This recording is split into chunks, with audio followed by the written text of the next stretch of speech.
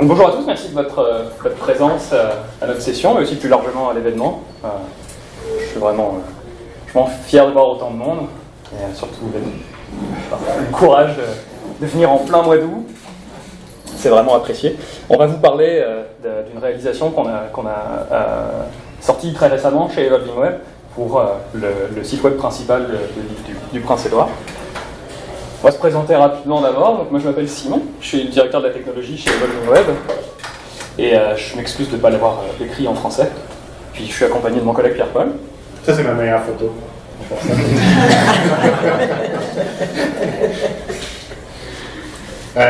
Puis c'est ça, fait que chez Evolving Web, je pense que tout le monde me connaît un peu, mais on fait du Drupal, on fait aussi du WordPress, on aide les gens à créer une nouvelle synergie, une nouvelle expérience numérique. Puis on essaie de rendre les sites un peu plus accessibles, puis aider les citoyens à trouver les services qu'ils ont besoin. Le site dont on va parler est live, donc vous pouvez aller le voir, c'est pour de vrai, ça marche vraiment. Essayez de ne pas le briser. Oui, 1, 2, 3, 4, 5, non, ça devrait aller. Alors l'île du Prince-Édouard, qui est canadien d'origine, vous savez à peu près tous où c'est la plus petite province, c'est qu'on ne la voit pas sur la carte, j'ai mis une grosse flèche.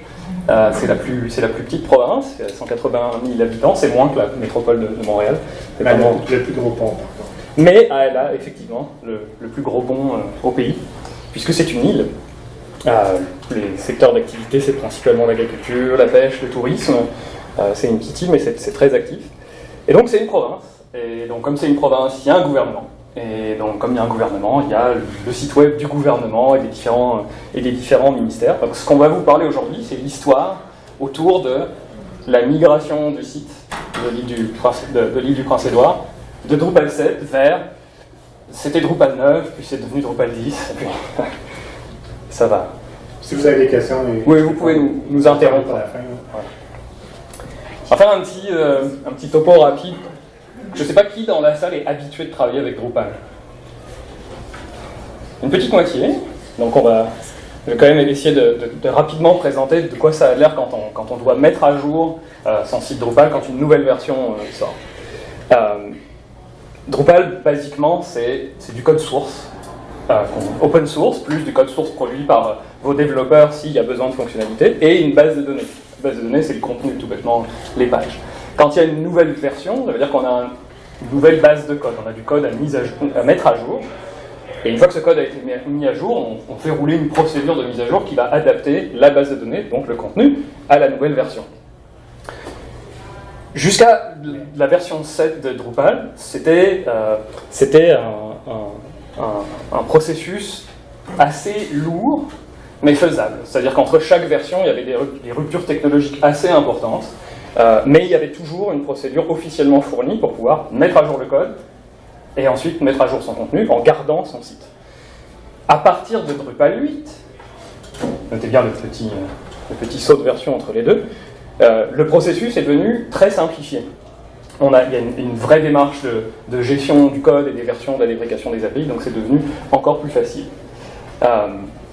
Donc, comme j'ai dit, on va déployer de nouveaux codes, on va exécuter le script qui va mettre à jour la base de données, et puis il y a une grosse différence entre les versions jusqu'à 7 et à partir de 8.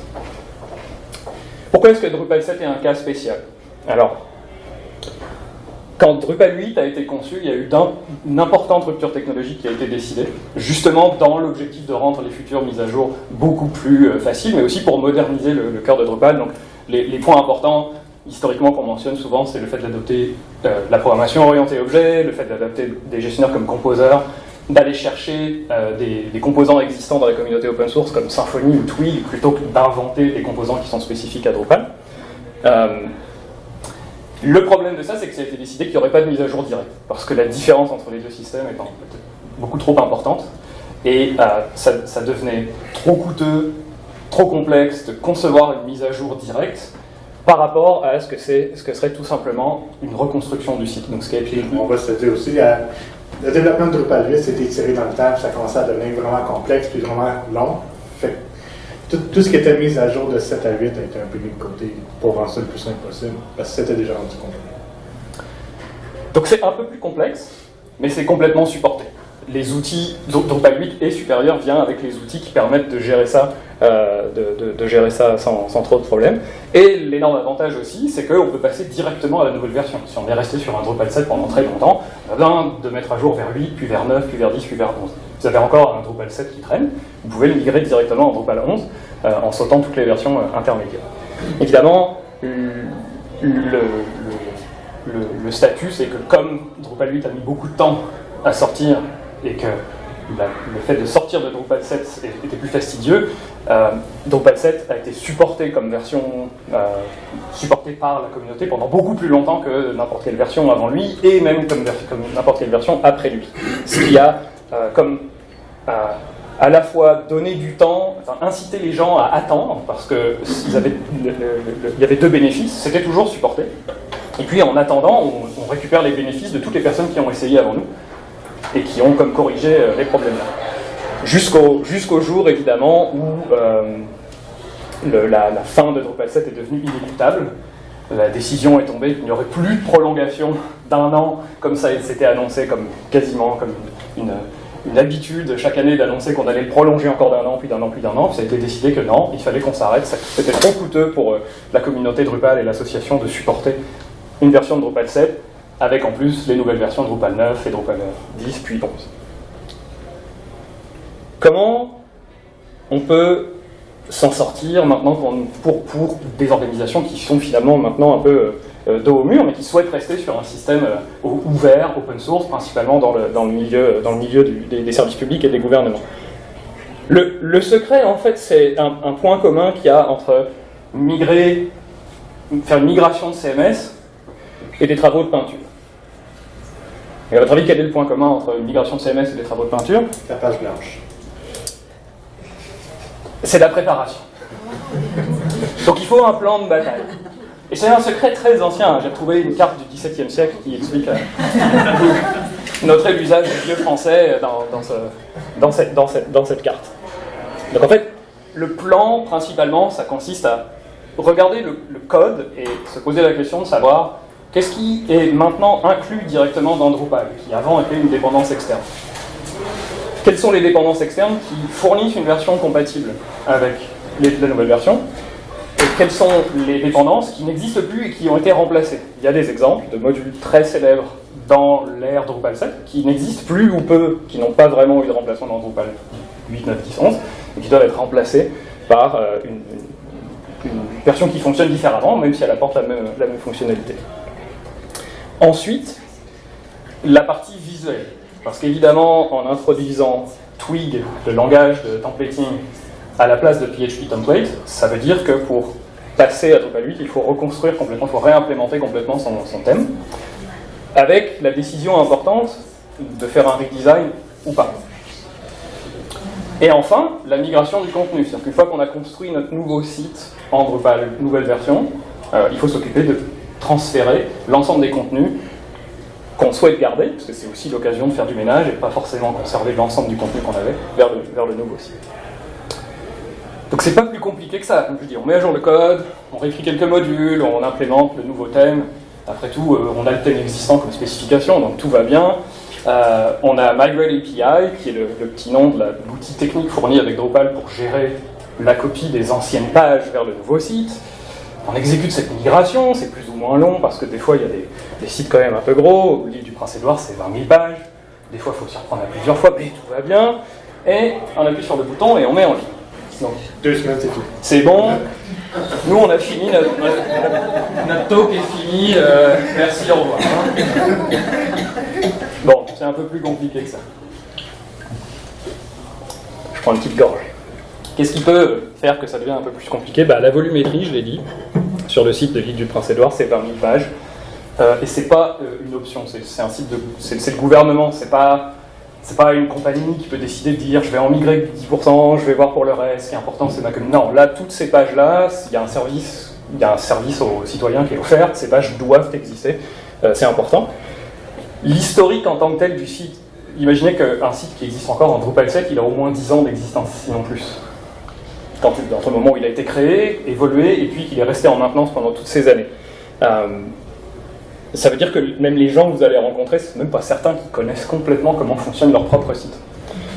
Le fait que ce soit un client gouvernemental est aussi quelque chose d'important à prendre en compte, et c'est pas, comment dire, c'est pas une critique gratuite, c'est juste que quand on travaille pour un gouvernement et pour le site principal d'un gouvernement, on va se retrouver forcément avec beaucoup de parties prenantes. Même si on a la chance d'avoir 1, 2 ou 3 interlocuteurs privilégiés, derrière, ils vont quand même devoir aller faire valider des décisions dans multiples ministères, le Premier ministre, un certain nombre d'agences. Donc ça va étirer la timeline. Surtout quand le Premier ministre change en milieu de mandat. Surtout quand le Premier ministre change au milieu du mandat, effectivement. Et les contraintes de budget et de délai, pourquoi ? On travaille quand même avec l'argent des citoyens.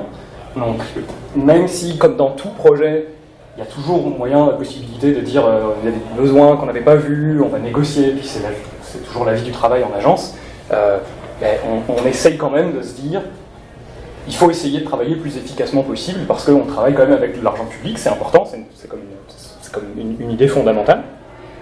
Et puis les délais, parce que mine de rien, Drupal 7, c'est fini, il n'y a plus de support officiel de la communauté depuis le début de cette année. Il y a des options commerciales, mais c'est encore une fois pas forcément une option viable pour tout le monde. Heureusement, chez Evolving Web, mais aussi chez d'autres agences, ça fait quand même un moment qu'on gère ce genre de mise à jour. Je vais juste présenter 2 exemples d'expérience à nous de créer un nouveau site en Drupal à partir d'autres choses, parce que de Drupal 7 ou d'autres choses c'est très similaire. Le premier dont on est assez fier, c'est celui de la Bibliothèque nationale, de Bibliothèque nationale. Bibliothèque et Archives nationales du Québec. Ça, c'est bon. C'est ça. Qui était un passage à Drupal depuis un CMS différent, d'autres CMS en l'occurrence, mais le principe est similaire. Et puis aussi le site de l'INSPQ, qui là était vraiment fondamentalement une migration d'un Drupal 7 vers un Drupal 9 au moment de la sortie, puis migré en 10 depuis, et maintenant en marche vers Drupal 11. Celui-là, c'est 30 000 pages. Pareil, on ne peut pas se permettre d'en scraper la moitié, c'est des informations importantes. C'est un site principalement sur des données sur la santé publique. On a toutes les maladies, si jamais on va dans tel pays, quel genre de médicaments qu'on a besoin, quel vaccin. C'est vraiment la référence en santé. C'est une anecdote, mais comme il y a un côté, un mélange de fierté et d'inquiétude, j'étais avec mon fils voir une infirmière spécialisée dans les voyages avant qu'il s'envole vers le Costa Rica avec sa classe. Et il y a effectivement des vaccins à faire. Quand j'ai vu l'infirmière ouvrir le site de l'INSPQ pour savoir quel vaccin il devait faire à mon fils, je me suis dit, j'espère qu'on n'a pas un produit d'erreur. Alors, quel est notre secret pour réussir à planifier et exécuter ce genre de projet sans problème ? C'est un secret que je révèle juste à mes personnes favorites. Et si vous êtes dans cette salle aujourd'hui, vous faites partie de mes personnes favorites. Donc tout ça. Bon, une idée, le secret, c'est un outil. Quel est l'outil magique qui va nous permettre d'organiser et de planifier un tel projet? Ça commence par Microsoft. Ou Google. Ou Google.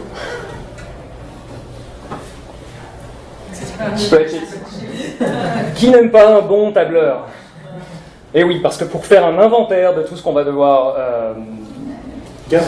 mettre à jour, au final identifier ce qui existe, clarifier avec notre client qu'est-ce que c'est, qu'est-ce qu'on veut en faire, prendre des décisions et les suivre, estimer arriver à estimer la taille relative de ces différents morceaux, faire la migration même d'une dizaine de milliers de nouvelles. Des fois, c'est plus facile et plus court que de migrer 10 pages statiques qui sont faites à la main, par exemple. Faire du suivi, c'est un outil excellent parce que pour chacun des items qu'on a identifiés, on peut se mettre d'accord avec le client pour avoir un statut et puis tout le monde peut collaborer. C'est un outil de communication non technique et vraiment irremplaçable. On peut s'amuser à trouver des outils, on peut faire du Jira, on peut faire du Asana, mais en fait, au final, c'est l'outil le plus universel. Une question dans le fond? Ouais, tu peux te poser des questions live. Non, mais pas d'accord. Avez-vous vraiment utilisé Excel pour faire ça? Ouais. C'est Google Spreadsheet, mais ça revient même. Ouais, Spreadsheet, whatever. Ouais. Mais de A à Z, genre, au début, tu as comme listé features, les contenus, ce qui mixe pas, whatever. Ouais. Puis à la fin du projet, tu as encore même fichier Excel que tu as updaté au fur et à mesure. Je vais montrer quelques screenshots. Ah oui, d'accord. Par exemple, un exemple sur la Venus Migration Tracker où on fait, là c'est le premier inventaire, où on a en fait, je ne vous le montre pas tous, mais là par exemple on voit l'identification des différents types de contenus, et l'identification des différents éléments qui sont potentiellement des candidats à la migration. Puis après, la liste est longue, par exemple l'ensemble des composants qui fabriquent la partie visuelle, l'ensemble des modules qui existent dans le Drupal 7, pour qu'on ait vraiment la cartographie de l'ensemble, et qu'on puisse être certain d'avoir examiné chaque ligne une à une pour pouvoir se dire est-ce que c'est important ou pas, est-ce qu'on sait comment on va la remplacer, ou est-ce que ça nécessite du travail supplémentaire. Puis est-ce qu'on le remplace? Ouais. Donc, si on se focalise dans cet ordre d'idées sur comment est-ce qu'on structure les choses, comment on migre du contenu, ce qui est important, c'est vraiment de se dire qu'est-ce que j'ai au départ, qu'est-ce que je veux à l'arrivée.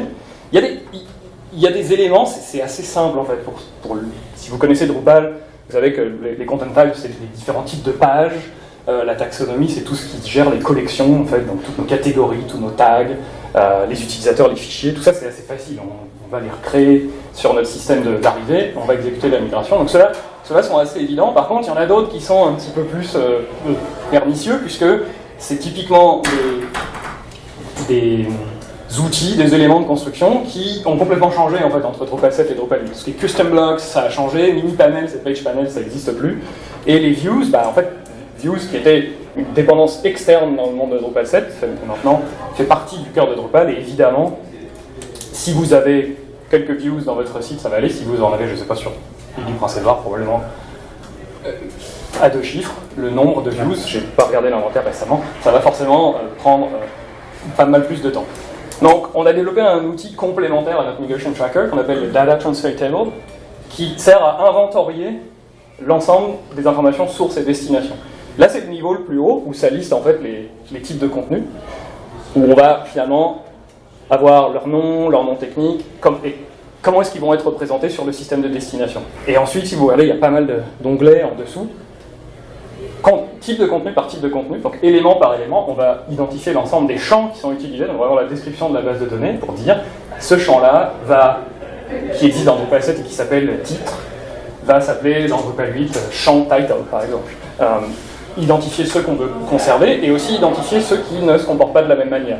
La manière de gérer par exemple les images dans Drupal 7 et dans Drupal 8 a bien changé et donc l'association n'est pas forcément transparente.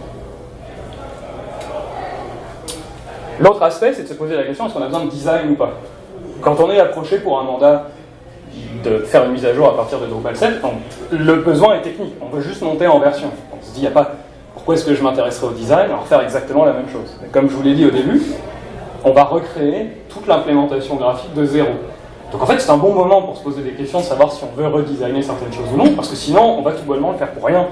Si on réimplémente tout à l'exact identique, et que 6 mois plus tard, il y a quelques changements ou même des améliorations d'accessibilité, on va avoir travaillé pour rien. Donc, les éléments de conviction, dans ce cas-là, si vous vous retrouvez à avoir besoin d'argumenter en disant non, mais prenons un petit peu de temps pour ne pas juste refaire exactement la même chose un pour un, c'est d'essayer de gagner en efficacité. Rationaliser l'ensemble des éléments qui sont gérés dans le thème existant, et éviter de se retrouver avec la même multitude de composants qui servent qu'une seule fois, et de réduire le nombre de composants pour que ça puisse être réutilisable. Gagner en accessibilité, ça fondamental, un site qui a été créé il y a 10 ans, son niveau de compatibilité avec l'accessibilité est en règle générale questionnable. C'est l'occasion de réimaginer l'ensemble des composants pour qu'ils soient accessibles dès la mise en ligne du nouveau site, ce qui pour un site gouvernemental est juste clé. On peut aussi parler d'éliminer la dette technique, de se départir de façons de faire au niveau front-end qui sont vieilles de 10 ans, d'introduire de nouvelles librairies plus modernes, comme par exemple Tailwind, qui n'existait pas il y a 10 ans et qui permet de faciliter la vie. Et aussi, comme je disais, profiter du chantier de rénovation. La route est ouverte. Si on peut changer l'électricité en même temps qu'on change l'eau avant de refermer, c'est toujours de l'argent d'économiser sur le temps. Et la migration peut aussi s'en trouver facilité, parce qu'on réduit en fait le nombre d'items qu'on a besoin de gérer sur la destination. C'est bon pour le moral de l'équipe aussi. On a retravaillé sur un thème qui a été fait il y a 10 ans, pas le fun à refaire. C'est ça. Donc dans ce cas-là, en fait, on a proposé et réussi à convaincre de revoir, en fait, de rafraîchir finalement l'apparence visuelle du site. J'ai été vérifié, j'ai pas mis de lien parce que c'est pas forcément très promoteur, mais c'est effectivement le screenshot qui a été enregistré par archive.org en 2017 pour ce site-là. Donc on a quasiment 10 ans d'écart en fait, entre les deux conceptions graphiques. un aperçu plus grand de ce que ressemble la nouvelle page d'accueil, mais comme je dis, c'était live, donc vous pouvez aussi aller voir à quoi ça ressemble même sur votre. Et un dernier tableur, puisque même pour la partie front-end, en fait, on fait ce qu'on appelle on fait un audit des composants. On identifie tous les composants, et c'est là qu'on fait notre lien entre la définition du composant dans Figma et sa définition plus technique. On va dire quel va être le nom, par exemple, dans Drupal moderne, on utilise des outils. Ouais. Ouais. Et en fait, en vrai, là, c'est la théorie. Donc, comment ça se passe en vrai? Oui, ben, moi, je vais parler un peu des modules coup de cœur qu'on a utilisés pour le développement de ce site-là. Ici. Ça, c'est en avant. Oui. Je vais parler de CK Editor 5 Embedded Content. Je pense qu'il était renommé il n'y a pas très longtemps sur juste Embedded Content pour un peu sortir de la dépendance de CK Editor. Mais l'idée, c'est d'essayer de commencer à utiliser un peu plus le WYSIWYG pour réussir à vraiment intégrer le contenu et construire des features qui sont plus intéressantes. Donc, directement dans notre WYSIWYG, on est capable, avec le petit icône qui est là, de créer, mettons, dans ce cas-ci, c'est des alert box. Fait qu'on a des boîtes d'alerte parce qu'on veut ça mettre en surveillance certains textes ou certaines alertes qui sont plus importantes. Comme l'utilisation du front-end. Un des problèmes qu'on a eu, pas un problème, un challenge qu'on a eu avec l'étude principale, c'est qu'il partait d'une base de données qui avait 141 000 alias à peu près, plus ou moins. Puis à chaque fois, on pensait avoir réussi à tout migrer, puis à chaque fois, le client nous revenait avec 2-3 liens sur 140 000 qui n'étaient pas migrés. Fait que, on est obligé de faire une analyse vraiment approfondie pour finalement trouver 26 URL qui n'avaient pas été migrés sur les 141 000. Ça, c'était vraiment un exercice qui était intéressant parce que il y en a là-dedans que c'était du contenu qu'on avait oublié, qu'on avait décidé qu'on ne migrait pas, mais là, on en revient au spreadsheet de tantôt, puis on rend compte que les décisions avaient été prises telle date par quelle personne. Dans d'autres cas, c'était juste parce que c'était des alias manuels qui avaient été créés, mais personne ne savait si c'était vraiment important. Mais au moins, avec cette analyse-là, on réussissait à arriver à quelque chose qu'on pouvait travailler avec le client et en gagner un peu plus la confiance du client là-dessus. Pour le design un peu plus inclusif, l'idée du principal depuis, je ne sais pas, peut-être 10 ans, travaille avec des web components, avant même que ça s'appelle des web components. Ils ont un module Drupal qui leur permet de loader des web components sur un autre site.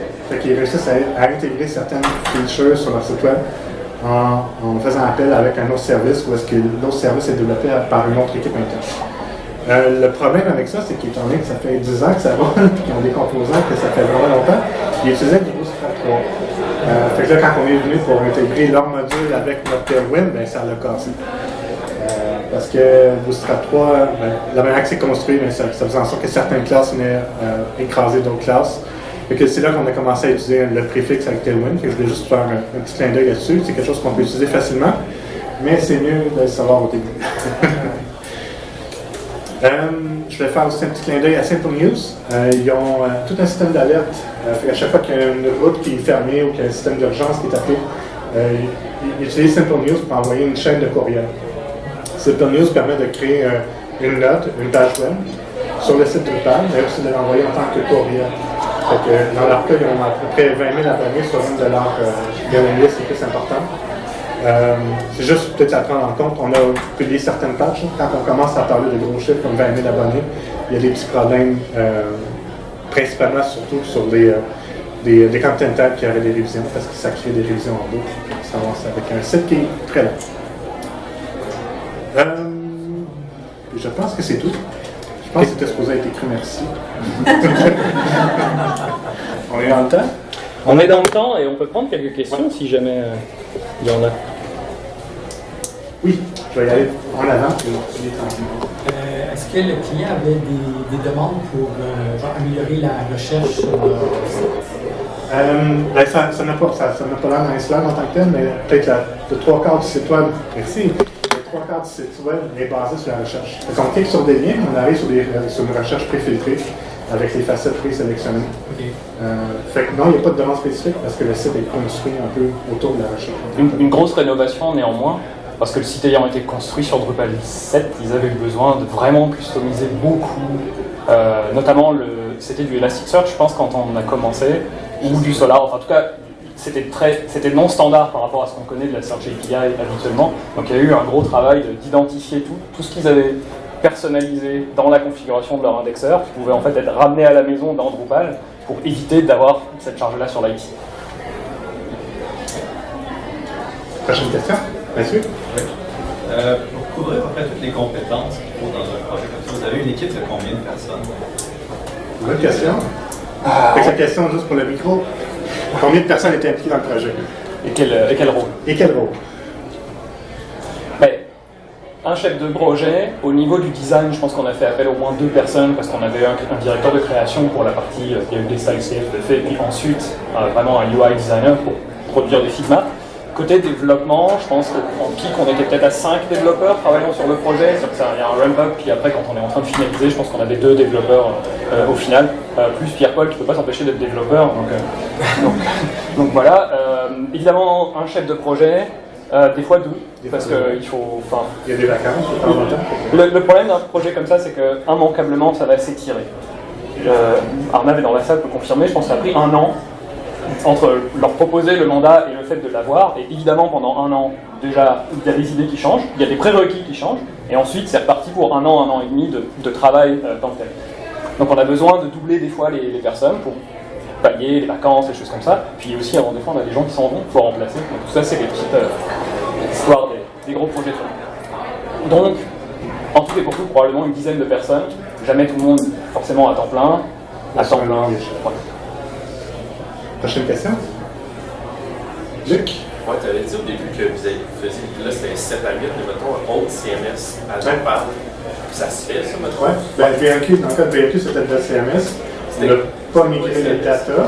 .cms, DOT, CMS. Ah, dot? Oui, .cms. Mais il y a tout un module de Make API qui permet justement de prendre n'importe quelle source comme du WordPress, puis après ça de le migrer. Ça se fait pas en claquant des doigts, non. Il faut le configurer, puis il faut lui dire c'est quoi les fils qu'on veut migrer, puis dans quelle destination. Puis mettons que c'est un plus un custom CMS. Ben, dans ce cas-ci, on va se connecter directement sur la base de données. Ouais, c'est généralement. Ouais. Ouais. Avec Migration Tool, vous avez parlé. Migrate API, c'est un framework, c'est ETL, donc en gros ça charge la donnée n'importe quoi, ça la transforme et ensuite ça la charge dans Drupal. Donc il y a une implémentation du je charge la data qui est fait pour Drupal 7, donc il n'y a rien à faire, on le plug et il identifie les nœuds, les content tags, des choses comme ça, mais tu peux développer la source que tu veux, depuis des CV, des JSON, depuis une API, comme ça. Il se garde aussi le migrate map. Fait que ton ancien ID et ton nouvel ID va le garder en mémoire. Si jamais tu l'enroules encore une fois, mais il va juste réimporter par-dessus, il va mettre à jour. Et juste en venant de fichier spreadsheet gigantesque, y a-t-il des automations là-dedans? C'est comme un être humain qui passe au travers de tout ça en 5 minutes? Tout cela, on a un template de base, Ouais. mais c'est effectivement un humain en phase de découverte qui doit faire le travail d'inventaire. Sur certains sites, on peut semi-automatiser parce que extraire la liste de chose A, chose B, ça peut se scripter. Mais sur un site qui a 10 ans d'âge, tu ne coupes pas d'aller faire un audit du code, d'aller passer du temps, 1, 2, 3, 4 sessions avec les gens techniques pour leur dire « Ah ça sert à quoi ça, bah on ne sait pas, on s'en sert plus. Ah bah merci. » Hop, donc ça prend encore de l'humain. Il y a probablement des ouvertures de se demander, avec les développements de l'AI, à quel point on va pouvoir feeder un GPT avec bah, « Ça c'est ce que je connais du site, est-ce que tu peux me donner des pistes ?» Mais pour l'instant, ça demande quand même pas mal encore de features. Ouais. Bon, out of time. Out of time. Merci beaucoup. On va être un petit bon.